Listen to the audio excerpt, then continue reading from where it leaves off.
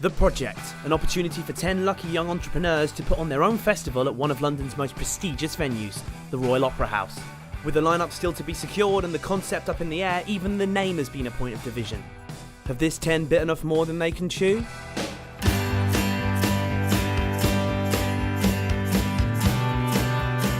The V Festival, one of the UK's largest music events with huge acts playing to crowds of thousands.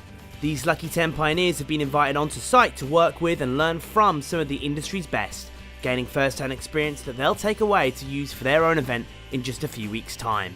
Let's hope they're not too scared of getting their hands dirty.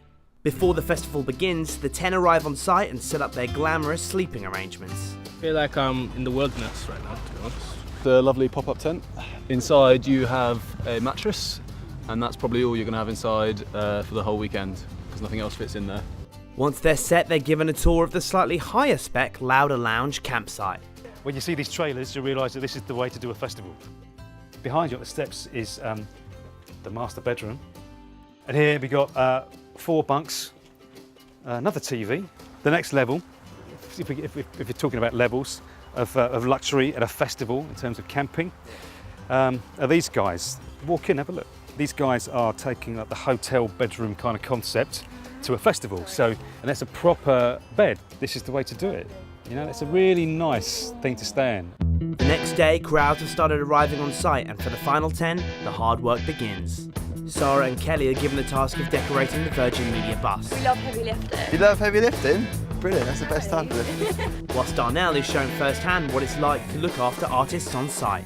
Today we're just going to be sort of getting everything set up. I mean, with a festival this complicated, preparation is everything. You've got to think about all of the artists' needs. They're going to need to eat and drink, they're going to need to be able to find the loos, they're going to be able to have to find their stage and stuff like that. So we're just going to go and grab the van, grab a few bits and pieces and start setting some stuff up, I think. So this is stage 3, preparation area. You'll have one band that's on stage, and then what you'll have is you'll have half of this area for the next band on, and then even before that, the next band after them, so you've actually got 3 bands on stage at any one point, is here. So what happens is when one band finishes, the crew go on, disconnect them, wheel them off down there, and literally it's like a merry-go-round. So the next band goes round and follows on. What we do backstage is looking after that sort of thing, so that the audience out there have a great time and are completely unaware that that's what's happening. Later in the day, partnership manager Josh and PR manager Cyril meet with Robert Gutterman, the managing director of Big Fish Events, the company behind V Festival's music partnerships. Our job is to go and find the partners.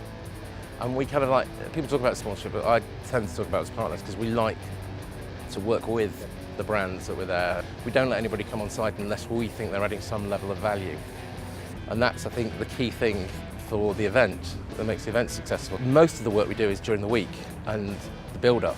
And hopefully, if everything's gone well, then actually when it comes to the weekend, our job then is just about making sure that everything's all right. If all the planning's gone well, then actually, if we have to do stuff, it's going wrong. The guys are then swept off in style to get a sneak peek of Southern Comfort's Juke Bar. We can put adverts on TV and things like that, but that doesn't necessarily give them a feeling for what the brand stands for. Yeah. And this is meant to give them a feeling for this is what we stand for, this is the kind of thing we are. That evening, most of the festival goers have arrived and the 10 head out into the now bustling festival site.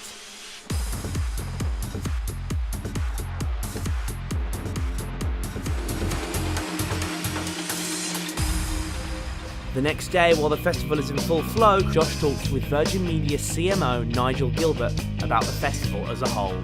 It's incredibly important for Virgin because Virgin's got music in its DNA. Yeah. And it's an incredibly important, it's the biggest music property that we've got. So I'm really keen that we link up the music part of our DNA with the emerging pioneers like talent that we're looking for. And I think there's ways we can do that even more in the future. At the Virgin Media bus, social media manager Kelly and Cyril meet with Twitter king Chris Nye Brown for some advice on how to get the word out there.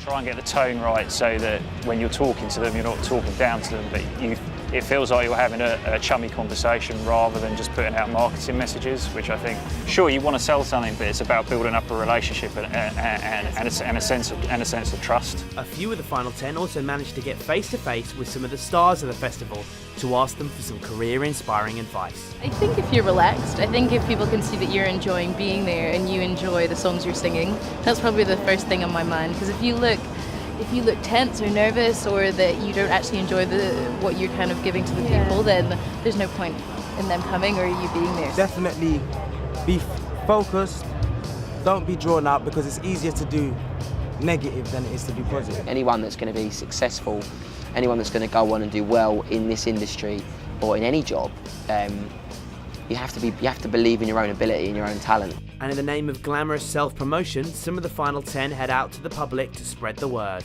Right, let's grab. If I was to say to you, impatience is a virtue, what will come to your mind? Impatience is a virtue! When I think about impatience as a virtue, it seems like a driving force to get people to do something. For patience is a virtue, sometimes people can be a bit laid back about it. And impatient to make things happen. After a busy weekend, the final 10's time at V has come to an end. September the 7th is rapidly approaching for the Pioneers and the pressure is really on. Find out what happens next time on The Project.